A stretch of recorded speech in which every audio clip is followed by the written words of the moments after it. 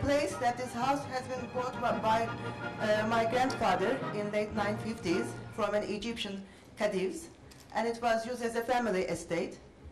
After his death in 1966, my uncle Sakıp, who was the chairman of the Sabancı Holding, lived here. It is a very important house for the family.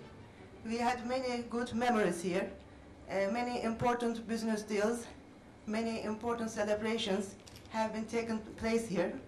We have hosted as a family important business people, important politicians coming to the country as our host, as our guest. After living here 25 years, my uncle, he wanted to share the good memories of the family with the citizens of Istanbul, and he wanted to turn to the place to become a private museum. He wanted to host, on behalf of the country, important exhibitions so that this could be a good landmark for whole Turkey.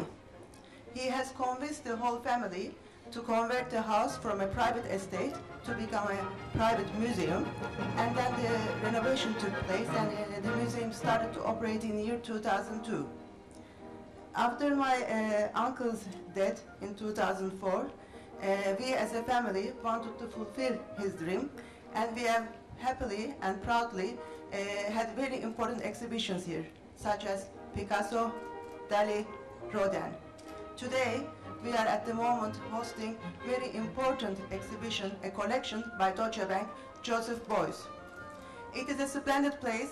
We have really enjoyed living here, and I hope as our guests, you will have a lovely time being here with us and share the good time with this in this unique property.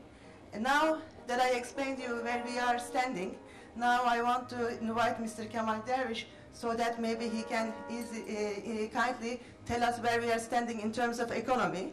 Thank you very much for being with us. Enjoy your evening. We were in very bad shape a year ago, and I think thanks to very vigorous policy response worldwide, and when I say we, I mean the whole world, we are now seeing the beginnings of a recovery. But it's fragile, as we all know, and I think we have to continue our efforts, both the private sector and public policy. It's way too early to say that the crisis is over. I do believe that the financial sector in Turkey particularly stood firm, thanks to very good management, both in terms of the leaders of the banks and the financial sector itself, but also in terms of the bank supervision and the bank regulations that were put in place and were well implemented, and that helped Turkey a lot. It of course didn't prevent the crisis, because through the credit channel and through the export channel the economy was hit hard, as Turkey is quite an export-oriented economy, but it didn't generate a financial crisis inside, and in that sense I think Turkey is ready now for the recovery as many other countries. I think it would be a pity to go back and not to learn from our mistakes worldwide. It would also be a pity, of course, to be too careful in terms of innovation and financial investments. The financial sector is a major channel for growth, for globalization, for innovation throughout the world, for technological diffusion. But I do believe we all, in the public sector, public policy-wise, and in terms of the private sector, should take the lesson from this crisis very seriously. Tonight we should celebrate, we should be happy, but it's not a time yet to relax. There's tremendous growth potential in the world economy. I think from the supply side, that growth potential is probably stronger than it ever was, thanks to the real globalization that's taking place, the fact that China, India, and so many emerging markets are really joining the world economy in a way that never happened before. But if we don't manage the macroeconomy, if we don't manage the financial sector, then we won't be able to reap the benefits of this kind of potential that we have. So globalization, in my view, has to continue, will bring the benefits, but with much more careful regulation, much better public policy, and also much more international cooperation. And this is one thing I want to stress.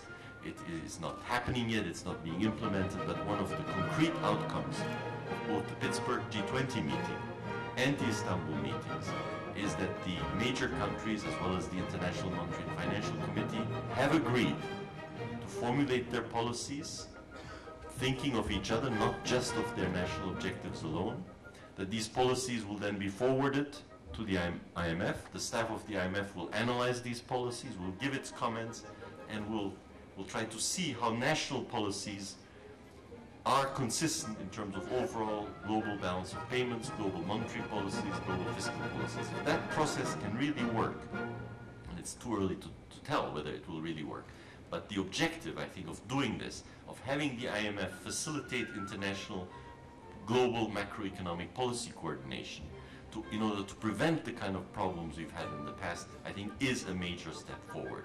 And the fact that the IMFC agreed to this, has endorsed the proposal of the G20 here in Istanbul, I think is going to be a historic step. With that, enjoy the evening. Thank you very much for being here, and enjoy Istanbul. Thank you very much.